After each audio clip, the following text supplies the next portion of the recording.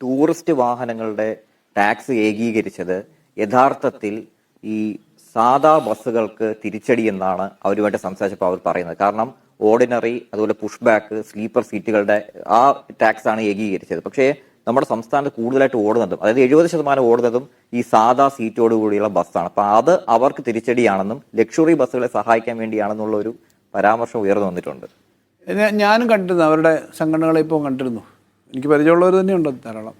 അവരത് പറയുന്നുണ്ട്. പക്ഷേ ഇവിടെ ഇത് മാനേജ് ചെയ്യുന്നതിന് വേണ്ടിയിട്ടുള്ളൊരു അതായത് ഈ ഓർഡിനറി ആയിട്ട് എടുക്കും, വരുന്നുണ്ടെങ്കിൽ എല്ലാ വണ്ടിയിലും കയറി സീറ്റ് നോക്കണം, ഓർഡിനറി ആയിട്ട് പിന്നെ ലൈസൻസ് എടുത്തിട്ട് ലക്ഷറി ആയിട്ട് സീറ്റ് മാറ്റി കൺവേർട്ട് ചെയ്തു, ഇങ്ങനെ കുറേ പ്രശ്നങ്ങളുണ്ടാകും മേലെ. എന്തായാലും ഇതൊന്നും വലിയ തുകയുടെ ഒരു കാര്യമല്ല. അതിനകത്ത് ആകെ 2-5 കോടിയുടെയൊക്കെ വ്യത്യാസം വരുന്നതാണ്. നമുക്ക് ടൂറിസം കൂടുതൽ സപ്പോർട്ട് ചെയ്യണം. അതുകൊണ്ടാണ് ഈ പുഷ് ബാക്ക് സീറ്റ് ആളുകൾ ടൂറിസ്റ്റുകൾ വരുമ്പം, ടൂറിസ്റ്റുകൾ എന്ന് പറഞ്ഞാൽ പുറത്തുനിന്ന് വരുന്ന ടൂറിസ്റ്റ് അല്ല. നമ്മളിപ്പോൾ ഒരു കല്യാണത്തിന് ക്ഷണിച്ച് കല്യാണത്തിന് നമ്മളങ്ങോട്ട് ബസ്സിൽ പോകാമെന്ന് വെച്ചു, അല്ലെങ്കിൽ നമ്മളൊരു ഇച്ചിരി ഒരു 4 മണിക്കൂർ 2 മണിക്കൂർ യാത്ര ചെയ്യണമെങ്കിൽ ഇച്ചിരി നല്ല സീറ്റിലല്ലേ പോകുന്നത്. അപ്പം ടൂറിസം സപ്പോർട്ട് ചെയ്യാനും നല്ല സീറ്റുകളുടെ വണ്ടി വേണം. അതുകൊണ്ട് സ്ലൈറ്റ്ലി അത് കുറച്ച് ഇങ്ങനെ ചെയ്യുന്നതാണ്. അതിനകത്ത് അങ്ങനെ പ്രശ്നമില്ല. എന്തായാലും നമ്മൾ ചർച്ച ചെയ്യുമല്ലേ, അപ്പോൾ പരിശോധിക്കും എന്താ വേണ്ടത് തുടങ്ങിയ കാര്യങ്ങൾ നമുക്ക് കേട്ടിട്ട് മറ്റവരുടെ കൂട്ടണോ ഇവരുടെ കുറയ്ക്കണം എന്നൊക്കെ നമുക്ക് നോക്കാം. ഈ ബഡ്ജറ്റിനകത്ത് വെച്ചേക്കുന്ന പ്രൊപ്പോസൽ എല്ലാം ഫോർ ഡിസ്കഷനും കൂടിയാണ് മെയിൻലി. നമ്മളൊരു മതിയായ തരത്തിൽ ചർച്ച കുറേയേറെ നടത്തിയിട്ടായിരിക്കും വെക്കുന്നതെങ്കിലും ആ പരിശോധനയുടെ ഭാഗമായിട്ട് വരും. അവസാന ചോദ്യം, സർക്കാർ ജീവനക്കാർക്ക് അനുകൂലമായിരുന്നോ നമ്മുടെ ബഡ്ജറ്റ്? തീർച്ചയായിട്ടും അവർ പറയുന്നില്ല. കേരളത്തിൽ ഇന്ന് പല സ്ഥലത്തും വലിയ പ്രകടനം നടക്കുന്നുണ്ടല്ലോ. ആ പ്രകടനത്തിൽ LDF സർക്കാരിനെ അഭിവാദ്യം വിളിച്ചുകൊണ്ടാണല്ലോ പ്രകടനം കണ്ടേ. എതിരാണെങ്കിൽ അങ്ങനെ അഭിവാദ്യം വിളിച്ച് പ്രകടനം നടത്തുമോ?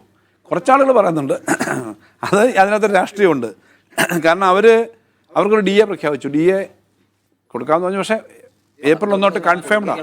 3% കൊടുത്തു. അല്ല, ഏത് കാലത്തും കേരളത്തിലുമൊക്കെ അങ്ങനെ DAയുടെ കുടിശ്ശികയൊക്കെ എപ്പോഴും ഉണ്ടാവാറുണ്ട്. അത് ഒരുമിച്ച് അഡ്ജസ്റ്റ് ചെയ്തൊക്കെ പിന്നീട് കൊടുക്കുകയാണ് ചെയ്യുന്നത്. പക്ഷേ DA പ്രഖ്യാപിച്ചു എന്ന് പറഞ്ഞാൽ ഒരു 750-800 ഏറ്റവും താഴ്ന്ന ശമ്പളം മുതൽ ഉയർന്ന ശമ്പളം വരെയുള്ളവർക്ക് 750 രൂപ മുതൽ ഒരു 5000 രൂപ വരെ മാസം അധിക വരുമാനം കിട്ടുന്ന ഒരു പ്രഖ്യാപനം ഇന്ന് വന്നേ.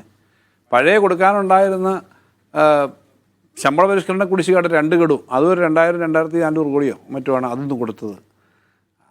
ഇങ്ങനെയൊക്കെയുള്ള കാര്യങ്ങൾ വരുമ്പോൾ അവർക്ക് അത്ര ദേഷ്യം വരാൻ സാധ്യതയില്ലെന്ന് എനിക്ക് തോന്നുന്നത്. പിന്നെ ലോങ് സ്റ്റാൻഡിങ് അവരുടെ ഒരു പ്രശ്നമാണ് HBA, ഹൗസ് ബിൽഡിംഗ് അഡ്വാൻസ്. അത് ഇടക്കാലത്ത് നടക്കുന്നില്ലായിരുന്നു. അതിപ്പം റീഇൻട്രൊഡ്യൂസ് ചെയ്തു, അതും എന്നാണ് പറഞ്ഞത്. അപ്പം അതൊക്കെ അതുകൊണ്ടായിരിക്കും അവർ പ്രകടനം നടത്തിയത്. പക്ഷെ അത് പ്രതിഷേധ പ്രകടനമായിരുന്നില്ല, അഭിവാദ്യ പ്രകടനമായിട്ടാണ് ഞാൻ ചില വീഡിയോ കണ്ടത്. ഓക്കെ, നന്ദി. SRB സ്വരൂപ് ധനമന്ത്രിയുമായി ബജറ്റിന്റെ ബാക്കി ഭാഗങ്ങളിൽ അദ്ദേഹം വിശദീകരിക്കുകയായിരുന്നു. അതിലുള്ള സംശയങ്ങൾ സനൂപ് ചോദിച്ചതിന് അദ്ദേഹം വളരെ കൃത്യമായിട്ട് വിശദീകരിക്കുകയും ചെയ്തു.